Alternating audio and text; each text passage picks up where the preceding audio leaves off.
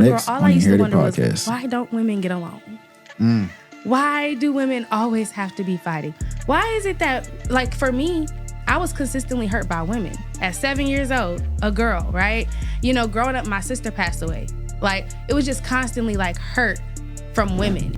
Every single day, society continues to put women in competition. Mm-hmm. No matter what we say, that's just what it is. Like, I just didn't understand it, and I'm like, this has to end. Like, it's gonna end with me in my environment, at the least. Let's bring women together and show women what unity looks like. Yeah. Show women what pure friendship really looks like. Like, it's so much competition, so much envy. Like, let's show women that no matter what, we in our own lane, but we gonna hold each other's hand and push each other through the journeys that we're going through. More than anything, starting a healing journey isn't easy, and you can't do it without God.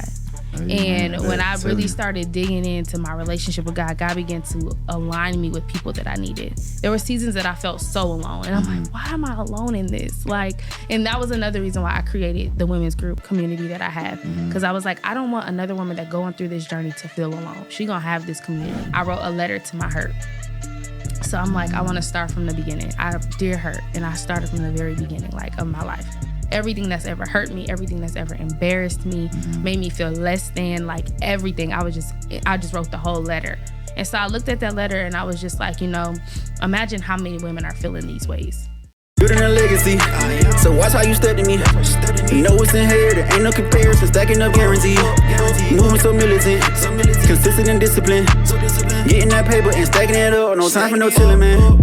Building a legacy, so watch how you study me. You know it's inherited, ain't no comparison, stacking up guaranteed. Moving so militant, consistent and disciplined. Getting that paper and stacking it up, no time for no chillin', man. Yo, what's good? It's Sir Gates here now, tuned to the Inherited Podcast. Thank you guys for coming back once again, week after week. And as always, make sure I go to YouTube, Inherited Podcast, like, comment, subscribe, hit the notification bell. Make sure I leave a nice, dope comment. Also go to Apple Podcasts, Google Podcasts, Spotify Podcasts, or wherever you get your podcasts. Do the same thing. Download, like, comment. 5-star reviews, or only 1 5-star reviews, and also a dope comment. So we're going to get right into today's episode. We have another guest today, Miss Marissa Hood, content creator and women's advocate. So we're going to get right into it. So how you doing, man? I'm good. How you doing? I'm good. You had a good day so far? So far, so good. Good. So look, when we pop it off, right, I'm going to do an icebreaker, okay? I know you don't look nervous, so but still, we're going to ask you. So I'm going to ask you a question. You answer first, and I'm going to answer after you, right? Okay. So describe a turning point in your life that set you on your current path. A turning point in my life that set me on my current path, honestly, was when I found out I was having a little girl. That's a big one. I just was like, okay, I looked at my life and I was like, is this something I want her to look up to? And it was so many no's. And so that was my turning point where I really sat down and was like, it's time to make a change. Okay. So what kind of changes you made, you think, from it?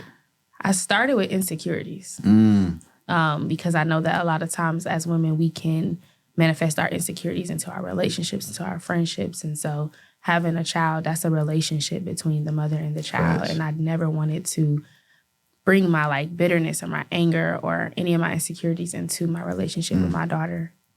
Okay.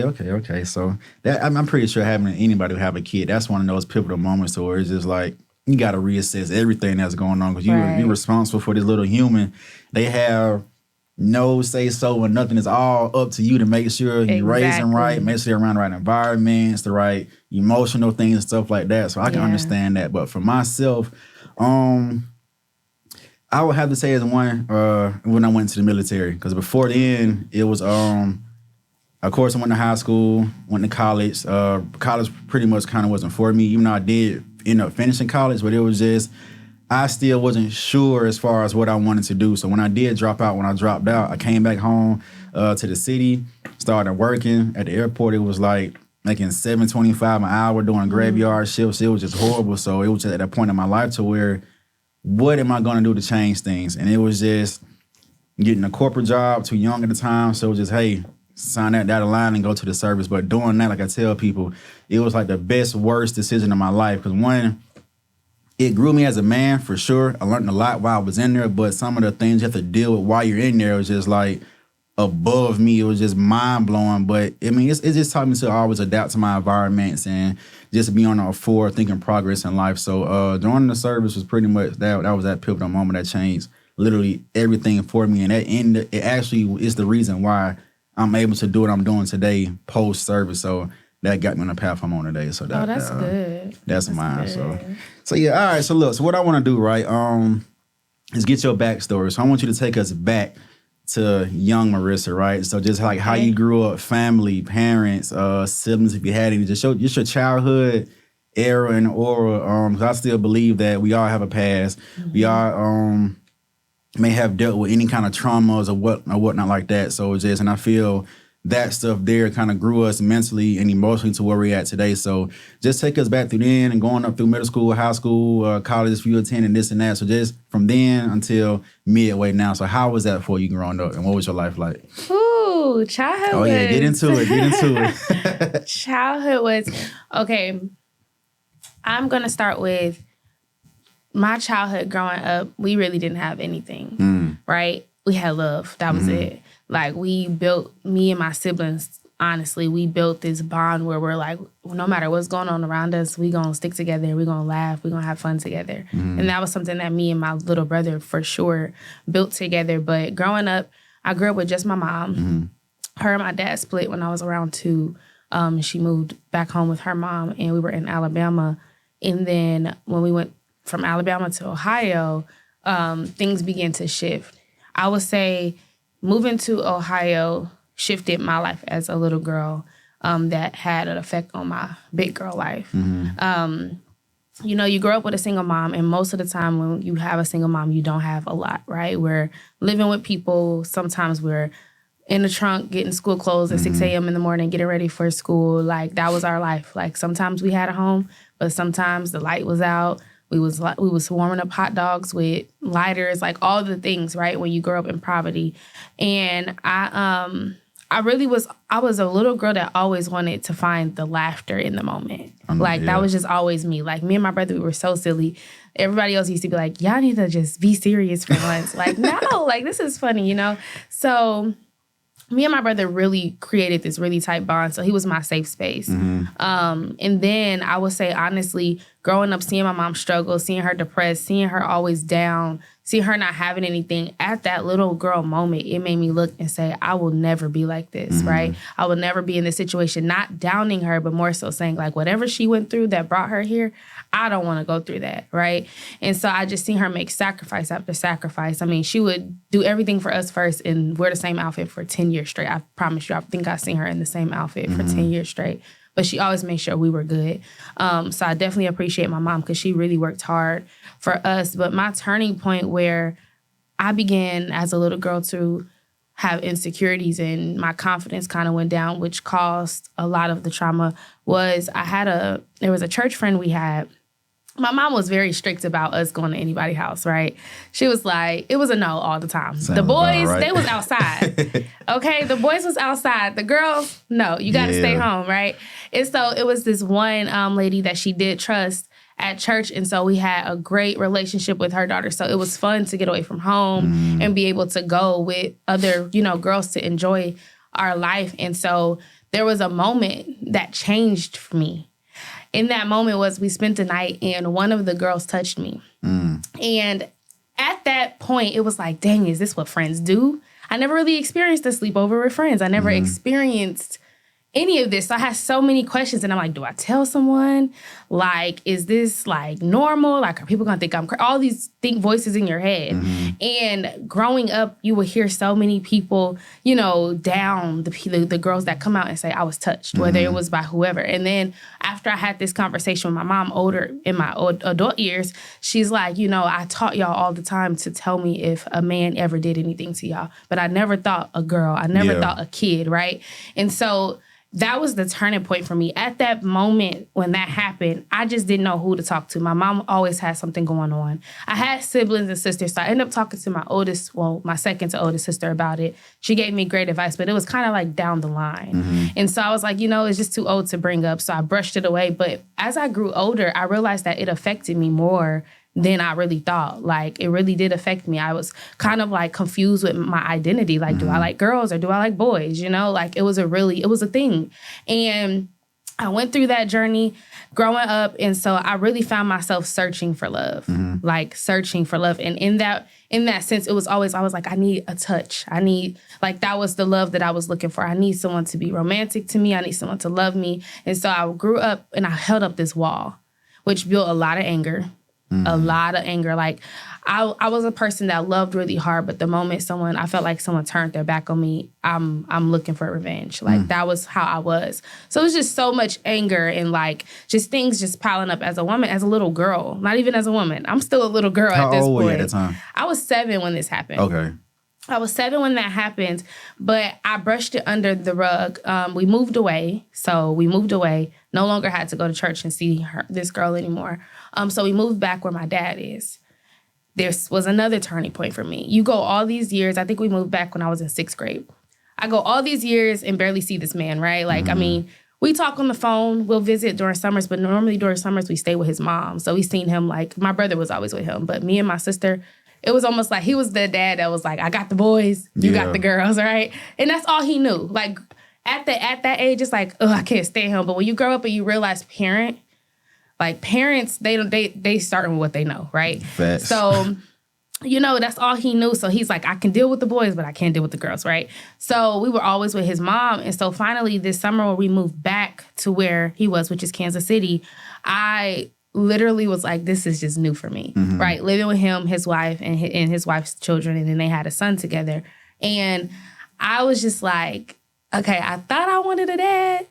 I thought I wanted more siblings. I thought I wanted this, but this is not what I want, you know, because you grow up so long without them, and then you get around and it's not what you desired it to be. It's like, dang, I was better off without it, but really I wasn't. You know, I needed my dad in my life. But when we moved back to Kansas City, I seen so much from my stepmom and my mom into it.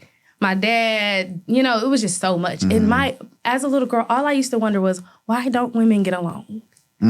Why do women always have to be fighting? Why is it that, like, for me, I was consistently hurt by women. At 7 years old, a girl, right?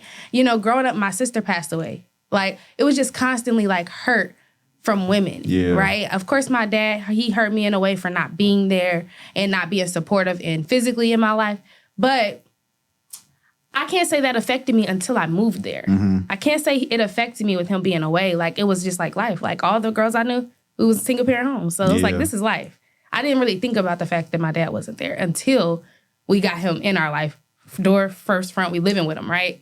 So I really realized that as a little girl, all of my hurt and trauma were coming from women. But that never made me turn my back on women. Like, I always had hope, like, women can have good friendships. Women can be happy. Like, I continue to have this hope, like, all women aren't depressed. All women aren't angry, because that's all I seen in my family, in my home. And I was just like, this cannot be my life. Like, I like to laugh. I like to have fun. As you should. And so as I continue to go through, you know, just life, I realized that there was nothing more that I needed than to really heal from those things that I continued to sweep under the rug.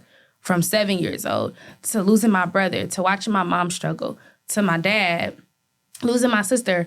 When I lost my sister, we took in her 2 daughters. So that was an entire world change for us. And just seeing my mom continuously go through her. Like, when I tell you, I probably have never seen my mom just genuinely happy. Like, from the moment that I have been alert in life, she's always going through something, right? It was like I'm constantly seeing my mom hurting and going through something. And so in college, I lost my sister in 8th grade. When I lost my sister in 8th grade, another level of anger, right? So it's just like all these years, just anger. And I hear people say all the time, why Black women so angry, right? But it's like from a little age, majority of us are constantly experiencing trauma after trauma after trauma, hurt after hurt after hurt. And sometimes it's not even our own hurt and trauma. Sometimes just watching our mom go through what she's going through, that's trauma that's just placed on us, right? We might not be going through what our mom is going through, but the simple fact that I have to watch her go through this, I got to watch her cry through this, I got to watch her struggle through this, that's hurt placed right on our lap, right? And that's why I say that was the first thing I wanted to do was heal from my insecurities because as a little girl, we as adults, we don't think that those little babies know, but they feel everything. Every single They know drop, yes. everything. So the moment you are a little girl, you see your mama crying, you see her struggling, you see her going through these things, you're just taking it in. So you got your own personal hurt, you got your mama hurt, you got the people around you hurt. So you just piling up on her. Absorbing all that stuff, just, you know, and it's like your mind is just wandering, like, and so I literally went through that transition when my sister passed away. It was very hurtful because that was the sister that I was really close to. That was a sister that I could call about anything. I went to visit her during summer breaks when she was in college. Like, that was my girl. Like, that was almost like my second mom. Yeah. So losing her was a very strong turning point for me. And at that point, I was like, well, maybe, like, I didn't value relationship with women anymore. Because I was like, okay, if I'm in a relationship with women, it's always something. Like you feel something's going to happen no matter what. I'm either going to lose south. her or she's going to touch me or, you know, just all these thoughts. So I stopped valuing friendship with women. Stopped valuing it. Like if I find a friend, cool. When the end, whatever, it's ending, right? I didn't care. It was like, if I get it, I get it. If I don't, I don't, you know? So I ran track. I was around girls all the time. But it was always drama because it's a bunch of us little girls. And we all have our own traumas, our own things going on at home. And it's on us, right? So we're trying to have friendship and no one really knows what friendship is. No one really knows, like, what treating sisterhood looks like.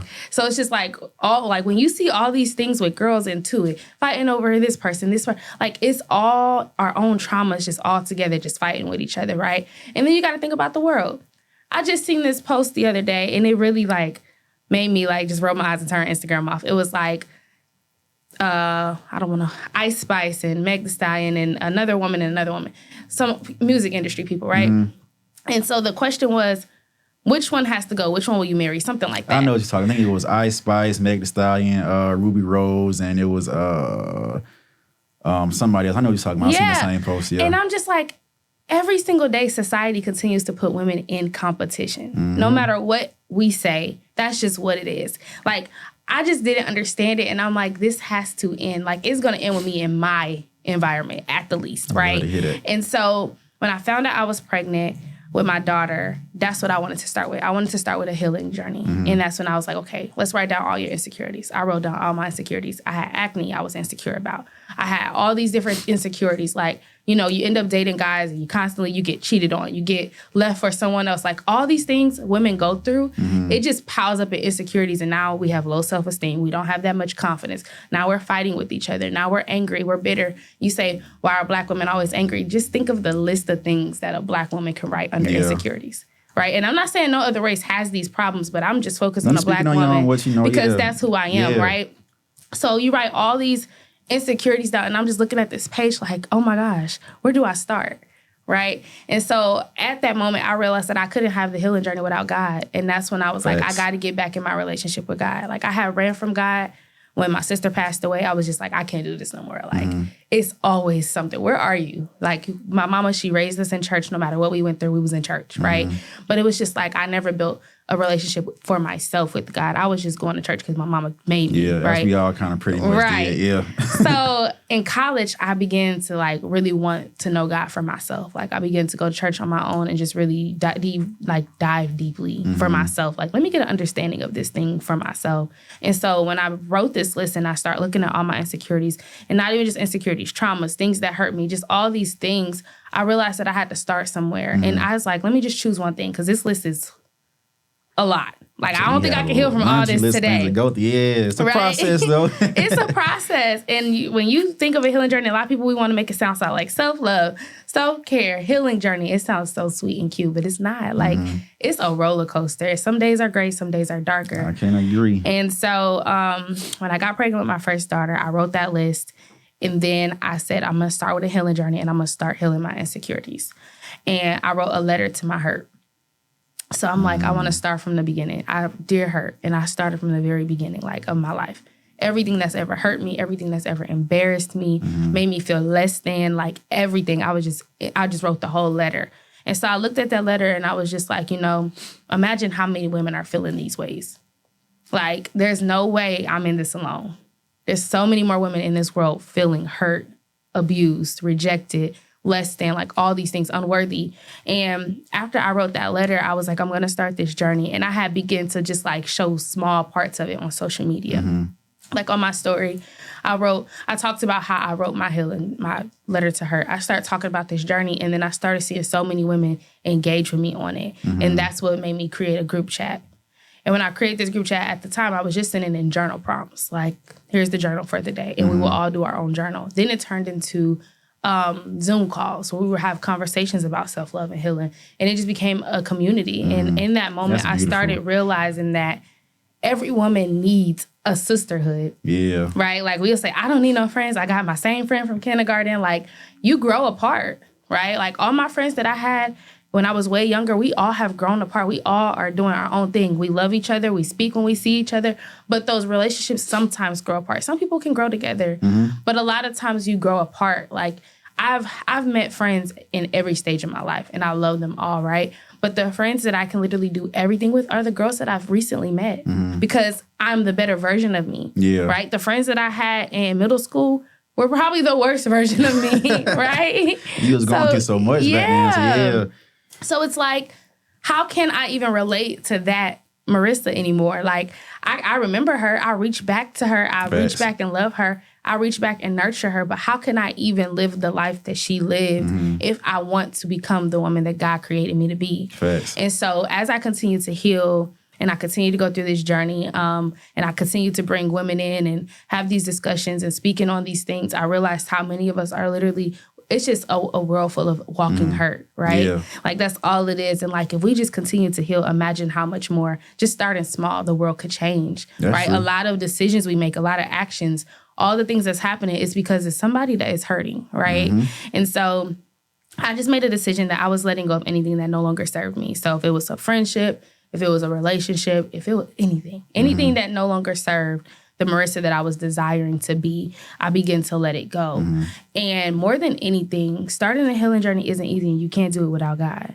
And when I really started digging into my relationship with God, God began to align me with people that I needed. There were seasons that I felt so alone. And I'm like, why am I alone in this? Like, and that was another reason why I created the women's group community that I have. Because I was like, I don't want another woman that going through this journey to feel alone. She gonna have this community, right?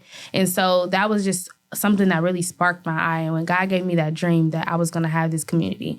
And then he told me I was gonna have these women to work with. And I'm like, where they at? Where they at? Oh, for the past 4 years, I'm like, where they at? I've constantly, tried friends like, okay, come, like, let's collab and let's do this together. It didn't work out. Disappointment, right? And so I realized that I can't be disappointed. That's just not who God handpicked for this journey with me, right? And so literally recently, God gave me all 5 women that I need to take this tribe to the next level. And we are launching March 1st. And I'm super excited because it's multiple women coming together. Because I always knew from the very beginning when I started this group chat of women, I knew I couldn't do it on my own. I'm like, there's so many different stories out here. There's going to be a group of people who can relate to me, but there's going to be a group of people who can relate to her. So I'm like, I don't want to do this on my own, right? Let's bring women together and show women what unity looks like. Show women what pure friendship really looks like. Like, it's so much competition, so much envy. Like, let's show women that no matter what, we in our own lane, but we're going to hold each other's hand and push each other through the journeys that we're going through. And so that's literally what brought me here. Just my life, just going through all the things that I went through and things that I seen. Like, looking at my mom, I'm like, where were your friends? When you was going through this, where was my mom's friends?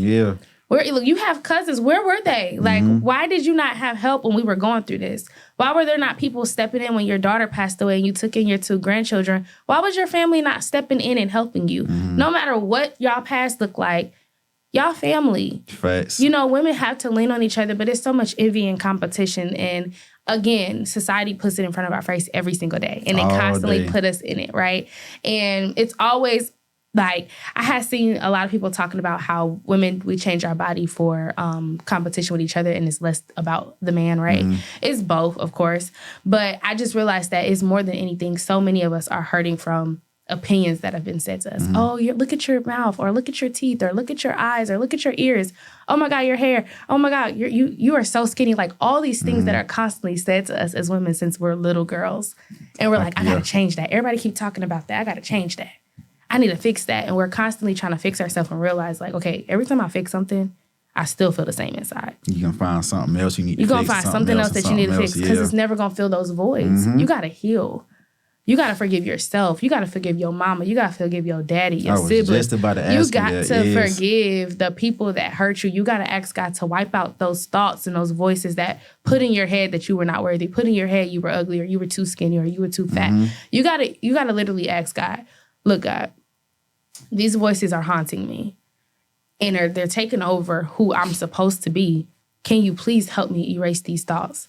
And even if you can't erase the thoughts, help me overcome the thoughts. Yeah. Right? Like sometimes we can't erase what someone said to us. We can't erase something that happened in our life. We're going to think about it. It's going to come up. But God, if it comes up, help me not to feel this way that I'm feeling.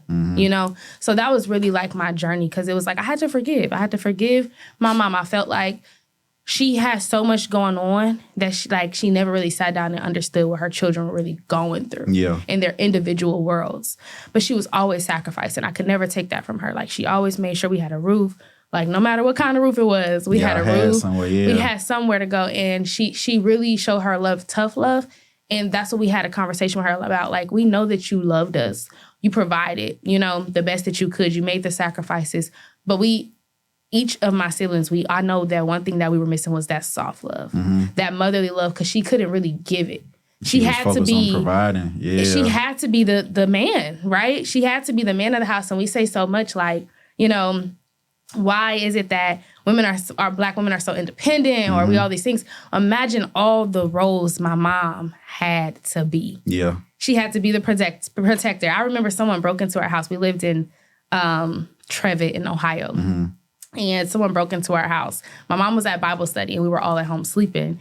My oldest sister, she slept downstairs, and so she heard it, and so she got up. She called my mom and the police to let her know that someone broke in. And so we're upstairs asleep, and my cousin was with my mom, and he was like, your mom ran through every red light. So imagine if there was a man in that house. Yeah. Imagine, first of all, if there was a man in the house, he probably wouldn't have had us in that neighborhood, right? So it's just like, imagine how many roles single moms have to pull. Like my mom said all the time, I couldn't be soft. I couldn't be as nurturing as y'all would have liked. All that vulnerability. I had to keep the house solid. I had to be the rock for y'all. How could I be both? You know? And so it made some more sense now that I'm older. But then it's like, dang, like mama don't really hug us. She don't really kiss us. Like, we needed that love, and that was something that we were missing. And so I really believe, like, as women, we have to really speak up, like, I need help. And you need that safe space. A lot of people don't speak up because they don't feel safe. My mom said it, like, you know, I wish I had someone to talk to. I wish I had someone to cry to, but I didn't feel safe. People were judging me. My aunties were judging me. Her kids were judging me. Like, she didn't feel safe. She didn't have that safe space that's like, you know what? I know that some of the things that you're going through is because of the decisions you made, but I'm here for you. Yeah. A lot of women don't have that type of friendships, and they don't have that type of community. We're so busy trying to win over each other and compete with each other and show each other, I got them. I got it, you know? So I really believe, like, forgiving people and saying, like, you know what, you might have been this person then. I look at people as energies, right? So, like, if someone has done something to me, I'm like, that's who you were at that moment. That was the energy you had on your life at that moment. You could change, you know? And it's hard to look at it like that sometimes. But as you grow, you'll see, like, people can change. People can change for the better. Some people are who they are because of what they've been through, you know? So I try not to hold the grudge. So I was like, I got to heal. And in order for me to heal, I got to begin to forgive the people that hurt me, the things that were said to me. Because a lot of things that I was insecure about was more so about what people said than what I really felt about me. Yeah. You know? And that's a lot of things that us women were like, dang, this is what an ideal baddie looks like. How do I look like this ideal baddie? Okay, I need to get the 30 inches. Yeah. I need to get the long, glossed out nails. I need to get this big butt. You know, all these outside things that we think need to change us to become a baddie. But I realized that really being a baddie, really being a beautiful woman is within.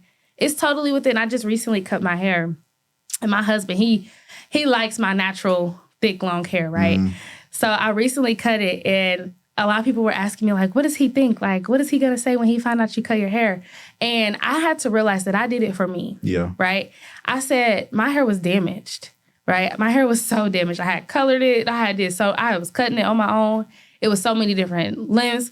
My mom helped me cut it off because she's a beautician. So she cut it off and she got me right? And so I've been looking in the mirror lately and I'm like, this is the juiciest I've ever seen my curls in a long time. Mm-hmm. So a lot of times we're so afraid to cut off what's damaged, to cut off what's baggage, to really cut off what's not good for us so it can grow out better. Like now the outcome is like, even if he didn't like the fact that I cut my hair, he probably looking like, dang, that's the healthiest I done seen her hair. Mm-hmm. So a lot of times we have to cut off what's no longer good for us, what no longer serves us, so that we can grow into the thing or the person that God needs us to be. And that's literally what I started doing. I was just like, I got to cut it. I was smoking, I got to cut it. I was drinking, I got to cut it. Mm-hmm. I was talking about people, I got to cut it. No, I can't pick up no more phone calls that's going to lead to gossiping. Yeah. It got to go, right? If I know that I'm going to the club and by Sunday morning I can't get up and go see the Father who is taking care of me, keeping me going, gotta cut it. Like I began to cut so many things off that was making me the person that I did not want to be. And I began to evolve by making those sacrifices. Like I can't do it no more, right? So that's really like, that's a glimpse because it's so much more. It's deep, but it's from all you said, right? Just hearing when your parents got divorced and split up. You experienced death in your family. You experienced being touched as a young girl, one by a female, then from somebody, I think said her mom was in the church, right? So somebody who was in the church where you would think like, this can't possibly happen for somebody in this background. Right. You've been through so much to where for you to even get to a point to say, I want to heal from this, all that's mental trauma, physical trauma, emotional trauma. For a lot of people, that would probably take them out. Not saying like a suicide or anything, but just like, this is who I am, this is what I'm dealing with, this is my life, and I'm just gonna continue to navigate through life in this area, right? But it seems as if when you said, I want to just go on this self-healing, this self-help journey, grace and forgiveness was a big part of that, right? Yes. So, and as you also said, like growing up, you had to look back like, okay, my dude, she was doing what she had to do. Because it's also crazy to know you're a female, I'm a male. But on the flip side, I experienced some of that same stuff as far as, but I had both parents in the household, but I tell people all the time, sometimes I don't mean anything at all, right? Because I didn't get the emotional support, the soft love, because we were struggling, lights off, gas off, no plumbing. So it was like our parents were just so much for us. How can we survive? How can we get the next dollar? Survivor versus like, how are you doing today? Why did this make you feel this and that way? So we just grew up in the mindset of we got to know how to survive now. And because of that, I had lacked the emotional things I needed as a man, one, to express to either other males or to a female partner that I was intimate with or some stuff like that. So, but I had to know that when I got older, when I got bills and responsibilities and this and that, I'm like, man, there ain't no telling what my parents was going through back then. Like, even though some parents may not care at all and they are just horrible parents, but some, they're probably actually trying the best as they could to provide for you. But as a child, because you're just so free-minded, free-spirited, you just think like, I'm supposed to have all this right now, right here in this moment. Which as your parents, is like, look, man, only if y'all knew what's going on behind these closed doors. I remember my dad told me, he said, Marissa, I was making $13 an hour. Yeah. And y'all wanted me to take care of 6 kids, you know? And then you also look at people around you. We were looking at our cousins, but I realized that my cousins were both of my cousins that I felt like had everything. They were both only childs. One child. Yeah. My mom had 6 kids. My dad had 3 of his own, but he had 2 bonus children. Well, 4 of his own and 2 bonus children. So it's just like, we always looking on the outside. Yeah. And then as a kid, and of course it's harder to tell a kid this, if we would have just focused on our home, in those doors and those walls, we would have realized, okay, if mama and daddy just get on the same page and say, okay, we know this child is graduating this year, let's work for the next couple years to make sure she has a car, to make sure she has some type of savings account that she can take to college with her. Or, you know, because like it's time, like, you know, okay, this child graduated this year, there's time you can take your time. And of course, emergencies happen. So a lot of times, like I know my mom, she tried to build so many savings for us, but emergency happened, she had to dig in it, right? So it's just like battling that. It's just surviving. You're in survival mode. When do you ever get out of survival mode to be able to say, you know, even if an emergency happened, I don't got to touch that, you know? And it's really hard because that's what you got to touch. That's all you know. That's all you got, you know? So I even told my mom and dad, now that I'm a parent myself, I realized a lot of the things that we were complaining about as kids, like they were really just doing the best that they had. Not even just the best that they had, the best they knew how. Our parents didn't know how to sit down and have a mental health conversation. Facts. You just respect the adult. What an adult say is what goes. And what happened in this house, stay in this house. That was it.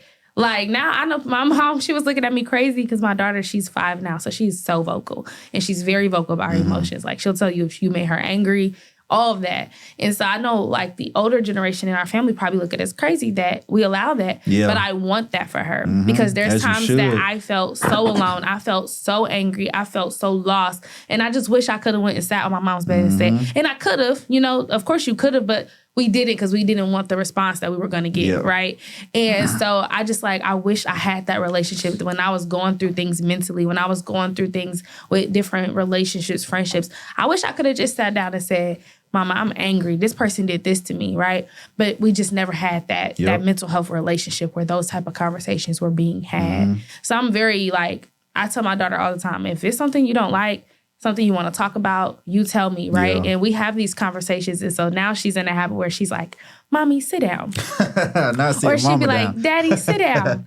And she just tells us what happened at school. The story can be like 5 seconds long, but she took 10 minutes to tell it. And we act very interested. So we let her know, like, even if she's talking about Disney Channel, like, we're invested in her conversation because we want her to know her voice is valid and whatever she's saying matters, you know? Like, so it's just those small things, like, even like with my mom, like, I know growing up, it was like, okay, get your homework done, go take a shower, get in bed. That was, it was a cycle, right? Like, we sat down and we ate dinner together, and that's when we were supposed to talk. But I mean, how much talking can you do while you're eating, right? Like, my mom always used to say, like, that was our time to talk. But I'm like, I'm chewing, you know, we was talking, but we're food, like, good, enjoying, like, we ain't thinking about what bad happened at school today. I'm thinking about what bad happened at school when I go back to take a shower.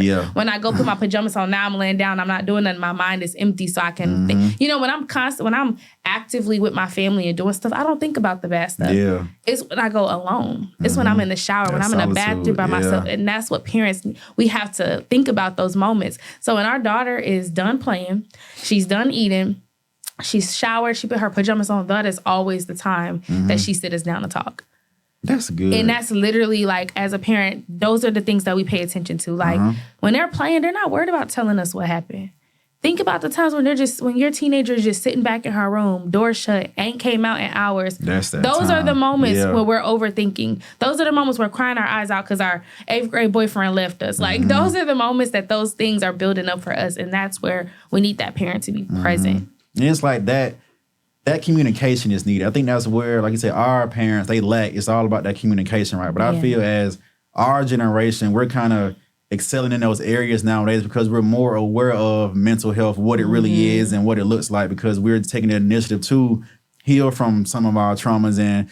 But I had a guest on a while ago, and she was just saying, as far as because she does therapy for like young kids or whatnot, and a lot of those kids will come in and just say, you know, they don't have the space to speak at home, or if they do speak, of course, it's just pushed away as if it's like, you're a child, what are you talking about, and this and that. But just as far as we have to learn the communication of the language to use with our kids to make them understand, like, you know, I get what you're going through. I understand that I've been through it, but let me try to talk to you in a way to where you can take this with you every day or go back to school and know how to deal with X, Y, and Z. Because just imagine, as a parent, you got so much going on and you kind of ignoring your kid, and because, say, if you got to take them to the school in the morning, but you're running late because you're late for work. So now you drop them off, and with the attitude, how is that kid going to act at school? Like, you set the tone for that day.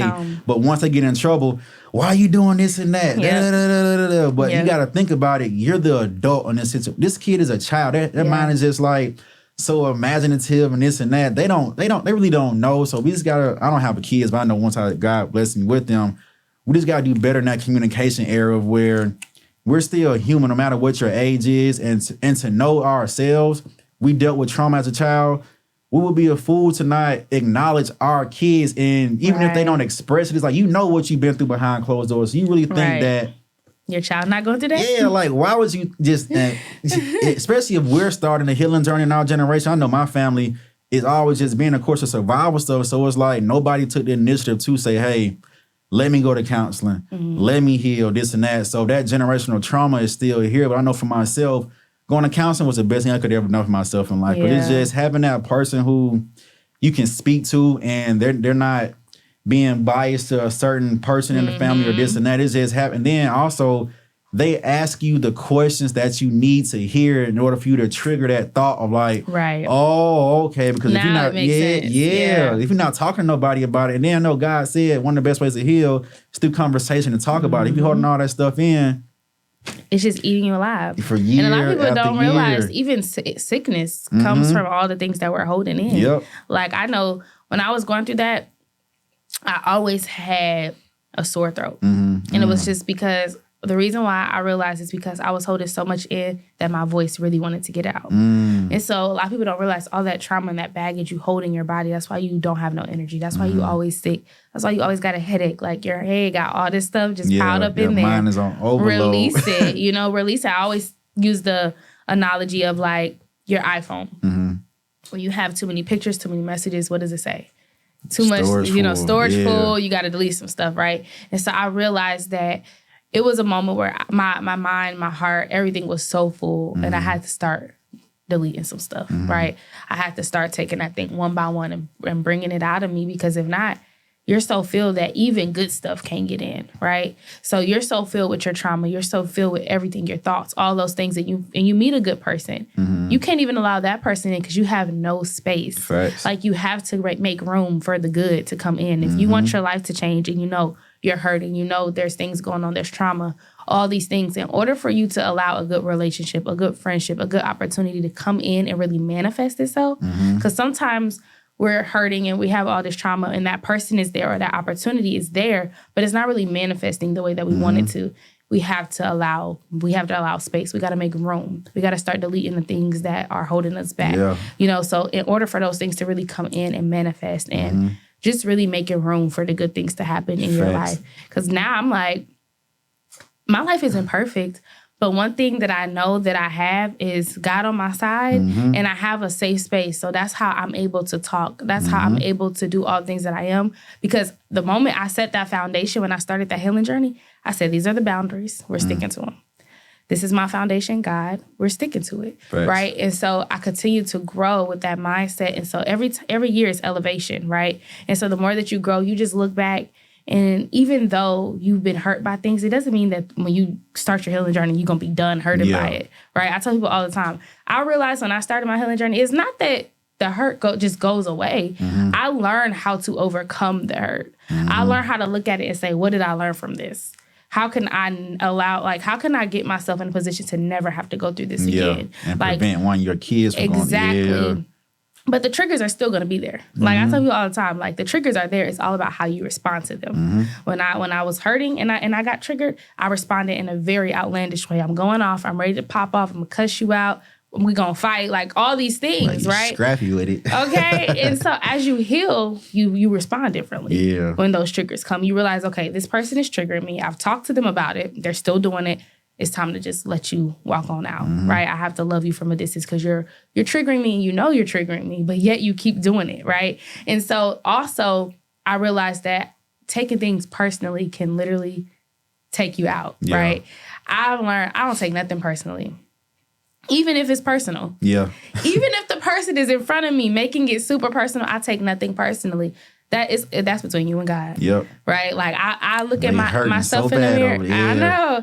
I look at myself in the mirror and I say, where could you have been better or different in this situation? But I never take other people's actions and words towards me personally, because that's how you build up the insecurities. That's how your confidence go from here to here. Think about it. Toddlers, they have the most if my baby was in here right now, she'll be over there on his lap. She'll be touching the camera. She doesn't care. She's so fearless. Like she's in her own zone.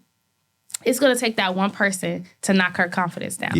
And it's up to me and her dad to continue to build it up so much that when she get in the world, no matter what they try, is so tough. She is not going to knock her down, right? And I tell people that all the time, it starts at home. I don't care what nobody say. It starts at home because your child is spending 8 hours out the day at school.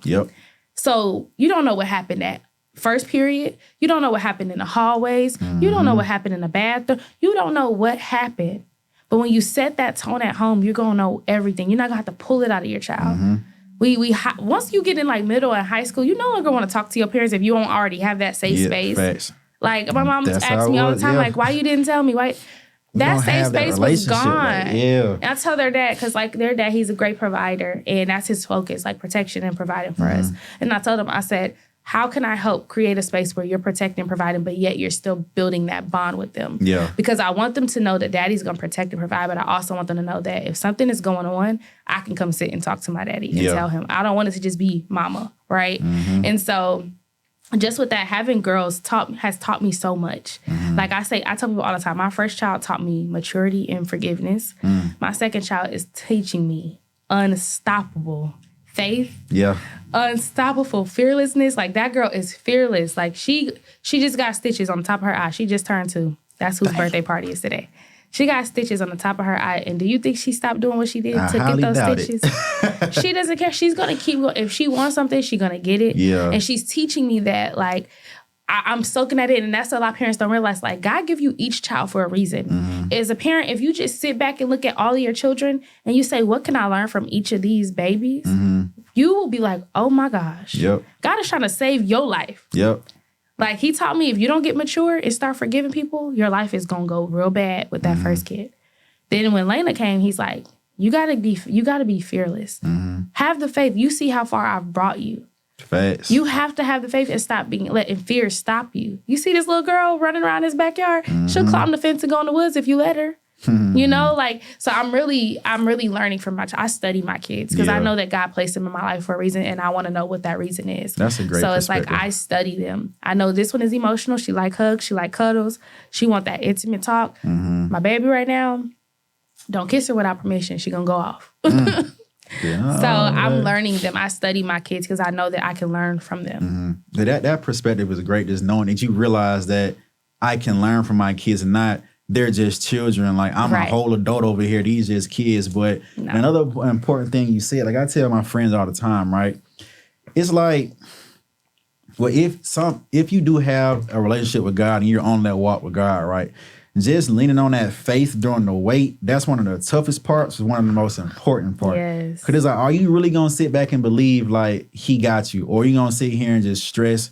So having that faith while you're waiting is pretty much is key to knowing he's gonna come through. And once he does come through, you're gonna build a relationship with him stronger to know, okay, Pops, God, he got me. You know, I'm not gonna be without. And I always say as well, for instance, me and you sitting here talking, right? And with all you've been through, it's just a testimony to say we've made it through everything that came our way. Every piece of adversity, every piece of trauma, ups and downs. We're here, so why would we not continue to be kept through the rest of our lives? Exactly. Like, because so much that we've been through could have taken us out. And he just gonna lift his hand off now? Right. Oh, just that. Oh, now that we all grown up, that's it. No. So leaning on that and just knowing that it's like every day, of course you're gonna have your worldly stress and stuff, but it should be a breeze mentally and spiritually, knowing like, I'm going through this right now. Like I say, what can I learn from it? How can I fix myself and be accountable for myself and get better and continue to know that it's going to be okay. Self-correction changed my life. Yes. Self-correction changed my life. Like, I was, but my mama, but my daddy, but this person did this. It's valid. Yeah. They might have did it. But whenever you go look in the mirror and say, but I did this, or I did not do this. Like, I stopped looking at what people did to me, and I'm like, okay, we're going to focus on Marissa. If Marissa want to heal, she can't keep thinking about this. Facts. She can't keep thinking about her daddy. She can't. What is Marissa going to do to heal and change her life? That's beautiful, I can't keep blaming. Like, my parents released me in 2016. I graduated from high school, went to college. We in 2024. If I'm still blaming my parents and they released me in 2016 to my own world, we got a problem. Yep. I can no longer blame my parents for my life anymore. It's up to me to change it. Okay, yes, they had an effect on my life upcoming, and they still got effects on it now, but I'm not going to blame them. Yeah. They did what they could up till 2016. I graduated. Everything from that point was up to me. On you. Yeah. Until this day, it's up to me. It's up to me to make the decisions to change my life every single day. I can't keep staying in the funk, staying depressed, because Lil Sean broke up with me in 4th grade and hurt my feelings. Because Lil JJ in high school, he used me for one thing. Like, I can't keep leaning on all these things that happened in my life and continue to allow those to be the blame. And And a lot of us just don't like accountability. That's the biggest thing. Like, for instance, my brand Inherited and by Taylor Grants, right? The slogan is, it starts with you. Because my philosophy, I feel like no matter what you've been through, no matter what your parents did, what they said to you, what they done to you, at this point in your life now where you're conscious enough to know what progression looks like, what healing looks like, it starts with you to change the trajectory of your whole bloodline. Yeah. You can no longer blame anybody else for what's going on. Yes, it happened. It's not going away, but that should not be hindering you to a certain extent in this point in your life as an adult. Like you're mentally capable to know I can make these steps, A, B, C, D, E, F, G, to get me to this place in life. So stop blaming people or just for your and living in your sorrow. Like, get up out of that and say, hey, I want better for myself and go chase it, right? But what I do want to ask you real quick, right? And it's kind of a 3-part question. So, but this is just for, everybody can relate, but for the women specifically, right? Mm-hmm. So what is and what does it look like self-love and self-healing, and what steps can women take to, I guess, progress in those areas? And also kind of like what you have done, but what can they specifically take to say, hey, I can acknowledge what self-love and what self-healing is, and these are some things I can do to help me get forward and progress in my life. Like for someone who may be hurt or going through something, or just even to the biggest extent or to the minimal extent. Right. Okay. So I'm going to go with like steps that you can take. Mm-hmm. If you're sitting in a space right now, you feel like you're in a dark place, you're stagnant, things from your past are still affecting you, the first thing you have to do is recognize that you need healing. Mm-hmm. Because a lot of times people don't even realize that they're in a space that's just not healthy. Yeah. So once you recognize it, and you can do it in your own way, write a letter. Mm-hmm. So you can list all the things that hurt you. Because sometimes we focus on one thing or one person. We don't realize that there's so many other factors to it of why we even ended up in this place. Mm-hmm. Like, I realized all my relationships, they all were a trickle effect. Like, it all came from trauma. Like, who I aligned and attracted in relationships came from my trauma, right? So if I'm missing this piece from my father and this guy, I feel like he's filling that void. That's what attracted me to him. He may have not been good for me, but it was something about him that filled this void, or at least made the void feel good, right? So figuring out that whole timeline of what's hurt you, like even down back to when I was a kid, when I started getting acne, like that started at like 6th grade, but it affected me in 12th grade, right? So it's like going back and really writing those things down that are hurting you. What is affecting your mind? Who said something to you that hurt you? Who said something that embarrassed you? Who made you want to change who you are? Like, what are all the things that are hurting you? You have to acknowledge those things so then you can look at it and say, dang, I really need to start with changing my attitude. Mm-hmm. I really need to let some anger go. Like, I'm super angry. I get defensive so fast. I lash out. I want revenge. Like, all these things that you realize, okay, I know my traumas. Now I know what each trauma caused me to do. Mm-hmm. Characteristic, right? Attitude is a characteristic. Being angry is like all these characteristic traits that I have that I no longer want is tied to a trauma, right? So when I write that letter, I look at it and I say, okay, I got to start somewhere. I can't start on everything today. Yeah. But I got to start somewhere. So once I realized that I wanted to start with insecurities, I said, okay, so what are the insecurities? Acne, okay. What can we do to heal your acne? Let's get a skincare routine. Let's eat better. Let's drink more water. Let's go work out so you can release some stress. Those are things that I can start with, right? And so as I begin to see my skin, I said chin. Part of it. As I begin to see my skin transition, I'm like, wow, like I love what this looks like, but I still feel this inside. Yeah. So I've changed the insecurity, but I still feel what I feel inside. I still feel insecure, right? So now I'm like, okay, well, I fixed the insecurity, which was my skin, but that void is still there. Okay. What is causing it? Okay. Maybe the fact that I felt like I was so beautiful, but this certain person made me feel like they left me because my beauty wasn't worth it. Right. So just really realizing that there's so much, like it's so much that you can just go back to, but just start with something. So you heal from one thing and you start realizing that you're healing and you're progressing. You're going to want to continue to do that. Yeah. That it feels good. Like for me to look back and say, dang, like I really hated my skin. Now I can go makeupless or I can go with makeup. But to just know that I love that part of me now, and it's not, I start loving it when it got better. I began to fall in love with the flaw. So I used to wear makeup all the time, cover my face all the time. And my friend was like, girl, like stop doing that because you can still see the acne through the makeup.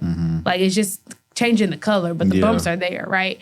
And so I realized, like, you know what? I'm going to stop wearing makeup. I stopped wearing makeup, and I really started digging into loving my flaws. Like, I'm going to be Marissa, and I'm going to fully love her with the flaws. Because if I love me with the flaws, when they heal, my confidence is going to be in the sky. And if they come back, I still can be me because I've learned to love me with the flaw. If you only love yourself when you're good, you don't really love you, because what happens when you fall? We gonna fall sometimes. You gonna get a pimple one day. Like, it don't just go away. You gonna get another one. So if you didn't learn to love yourself with the flaws, how can you love yourself when everything is good? Because everything don't stay good all the time. Like, you gonna fall off. You gonna have that time of the month where that pimple come back, you know? So just really, I began to love me with that. And I began to accept that my childhood is my childhood, right? My parents didn't stay together. My mom was a single mom. She struggled. We didn't get the things that we desired. I accepted it. Like, once I just said, okay, this is my childhood. These are my parents. Let me love them for who they are. Let me dig out some good things. My mom, she sacrificed. My mom, she made sure that that was a rule. You do not show the world when you and your siblings are into it. Yeah. You fight in this house all you want. Battle all you want. When you walk out this door, you have your siblings back. And I feel like that really helped us, because it's like, I learned that even when this person is wrong, I love you enough to not go out in this world and embarrass you, right? So there's so many things that my parents did do well, right? My dad, he wasn't the best, and he wasn't working with the best. He didn't even know a lot. But one thing I could say is he was there. When we did move back, he was there. He was physically there. Mentally, we're going to pray on him. We all need work. But my dad tried, right? He really did try. He tried the best that he knew how. We could say all day, he could have tried harder, maybe, but he tried. He did his part. He did what he could, right? So I just really began to accept my life for what it is. Now that you've accepted, you've become aware. You wrote the letter, you became aware. You accept. You got to accept everything on that letter, because it's done. You can't go back and erase it. So you became aware, you write the letter. Dear Hurt, this happened in 1987. I don't know. Whatever. Just continue to write that letter. You are aware, you accept what's on that letter. And from that point on, now that you've accepted it, how can you heal from it? Yeah. How can you heal from each thing one by one? Start with forgiveness. I got to forgive this person. That's the only way I can heal from it. A lot of us don't want to forgive. We don't want to let go of that grudge. We want to continue. It's almost like when you're in a relationship, your partner do something to you. You say you forgive them, but then you keep bringing it up. Yeah. You just keep bringing it up. You didn't really forgive. Right. You might have thought you forgave, but you didn't heal from it. That's why you keep bringing it up. So you got to forgive and actually begin to take the steps to heal from it. What do you do? Like, a lot of people ask me, how did you heal from it? It took me to just look at me.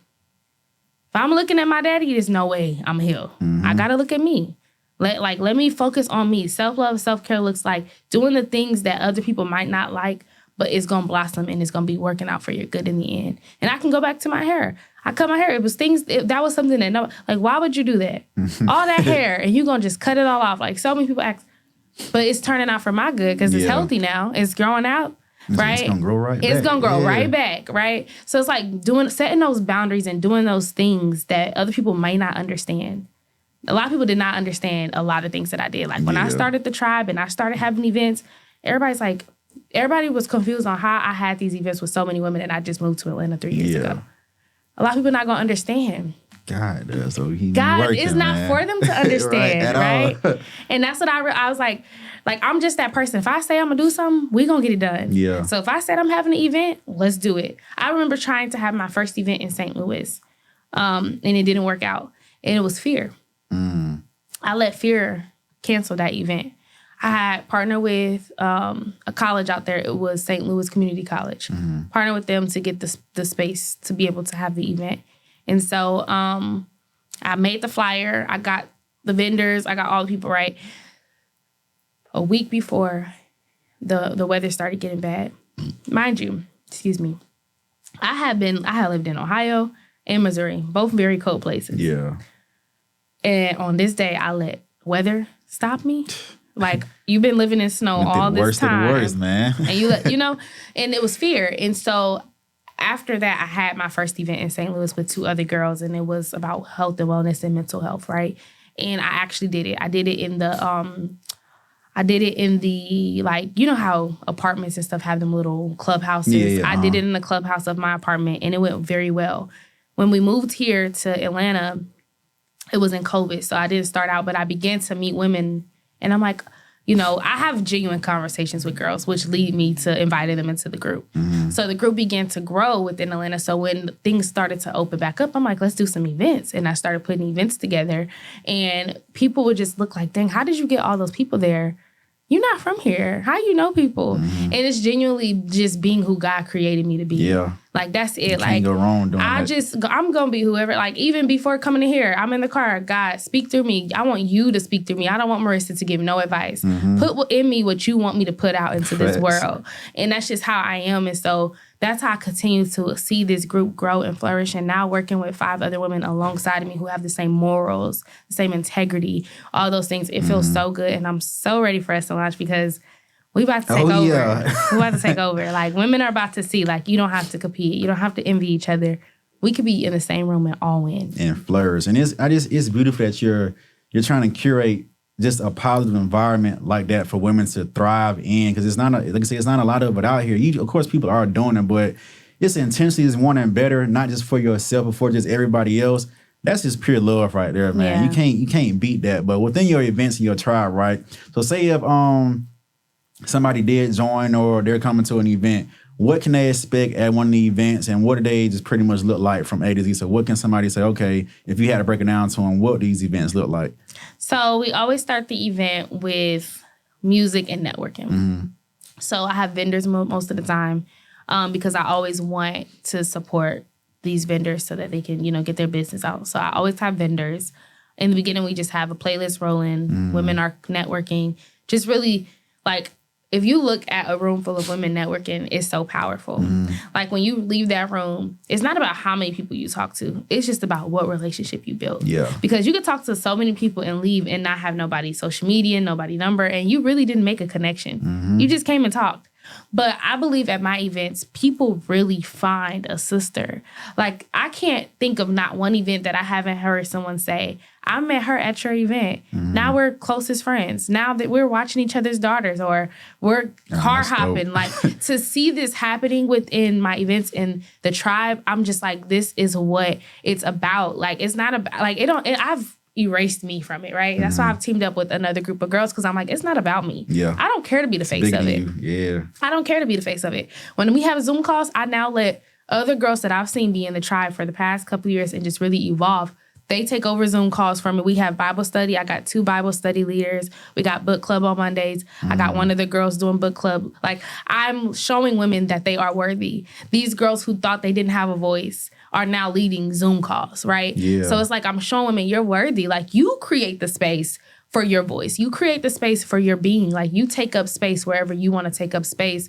So really, like, the event, it starts with networking, women connecting. They're getting each other's numbers. They're taking pictures together. They're eating. I always got food. I'm going to make sure. Gots to have the food. The girls eat.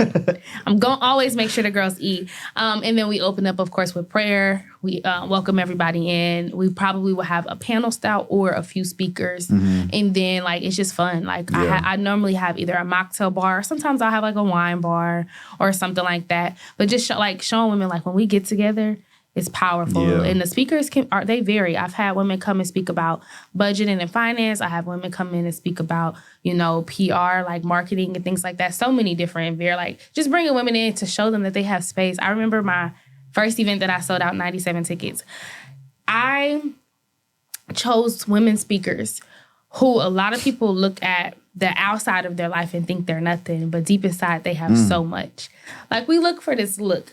Right? I be seeing so much stuff on, like, TikTok, Instagram, like, the biggest scam for women is these positive brunches, but really mean girls are hosting it, right? I be seeing something about that, I be man. seeing those all the time. And it's so cringe because it's like, there are actually events out here for women and it's not mean girl vibes. And tickets are not gouging your pockets. They're $15, right? Like, even if they were higher, it's all about the value you're going to walk out with, right? I don't care how much the ticket is. What am I leaving with? That's what I think about. And that's what, when I curate these events, that's what I'm thinking about. What are these ladies leaving with? Like, what can they take from this event and actually go in their car and start, like, taking action on it, right?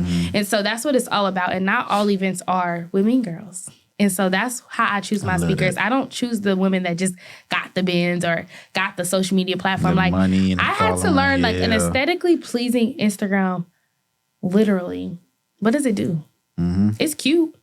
It'll draw eyes to your page, but like, What's what the does fun it? of that? Yeah, like what does it really do for you? Like as a person, as like whether you have a brand or not. Of course, like that's another conversation for branding. But in reality, I remember literally making my most money when I was not active on Instagram. Making my most money when I was not active on Instagram. And it was all because I was doing the back end work. I was out here creating the emails and things and sending it out to sponsors. I was out here talking to women in real life and getting my products in their hands. Like hands-on. The hands-on and the actual back end work. Social media has us so twisted that we think if we spend all day on there and make these reels and these 3 posts a day, that we're going to be millionaires by next week. Cap. How long you been on Instagram and you still ain't had $1 million?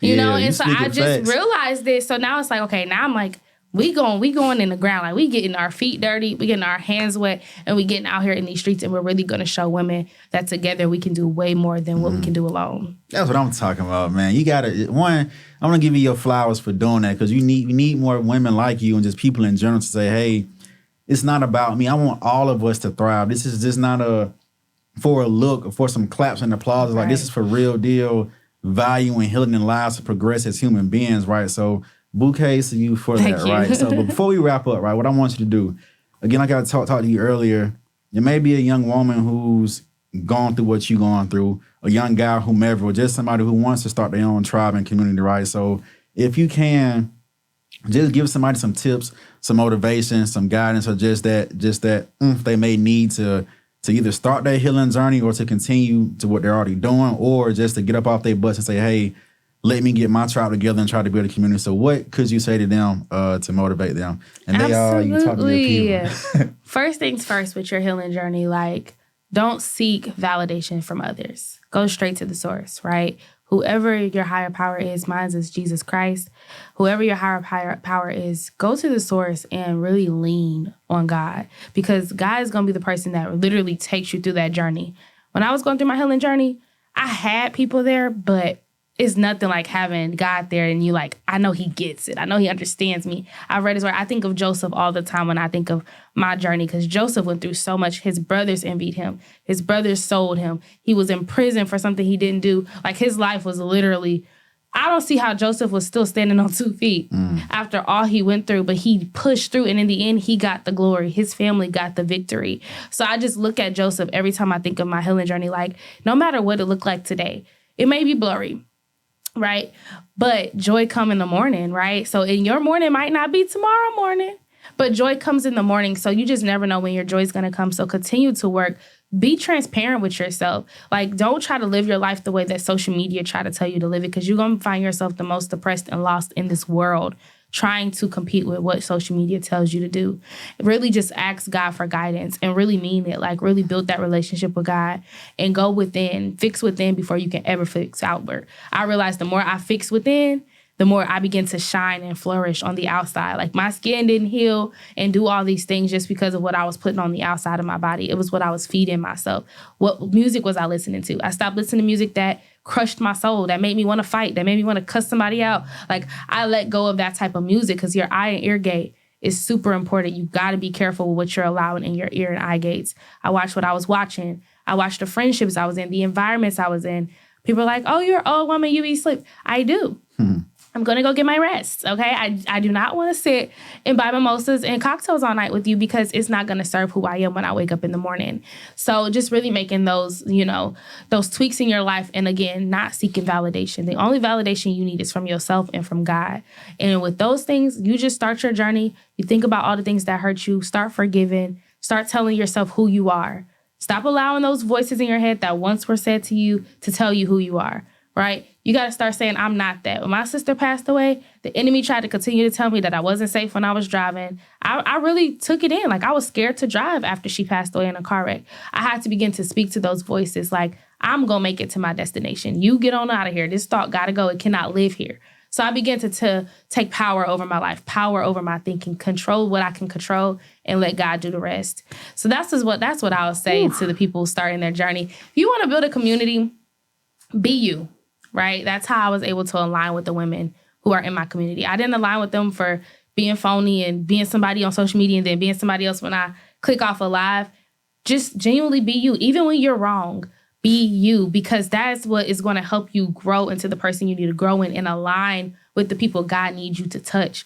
If I didn't make mistakes, there's no way that those girls would align with me, because it's like, dang, if she perfect, I ain't that. They looking at me like, I can't be perfect like you, so I don't need to be in this community. But it's because I'm so raw and transparent with my life, with my journey, what I'm going through. My girls be knowing like a lot of things.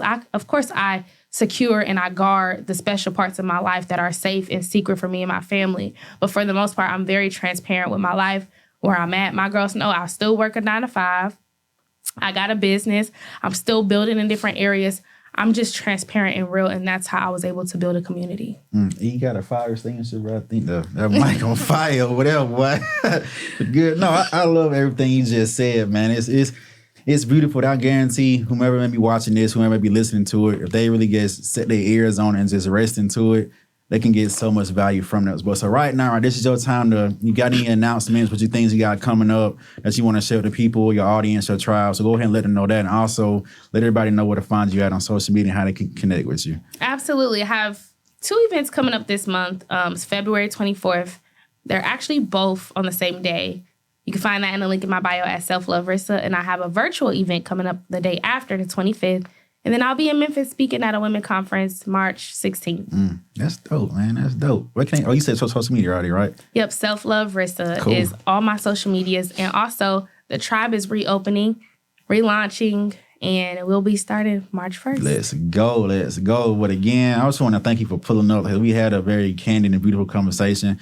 It was jam-packed with value. Yes. I know somebody going to eat from this, man, all day. Again, I got to cool that mic off once you leave, because, man, it was a lot. But if y'all been tuning in, listening so far, I want to say thank y'all for coming back week after week. Again, I am Sir Gates, your host in Here the Podcast. Make sure you go to YouTube and listen to this episode in Here the Podcast. Notification bell, tap that, cut it on, leave a dope comment. Follow me on Instagram at SirGatesBC. That is SirGatesBC. Also, follow the Inherited Podcast on IG, NHERITD Podcast. And until next time, we'll see y'all, man. It was a good episode.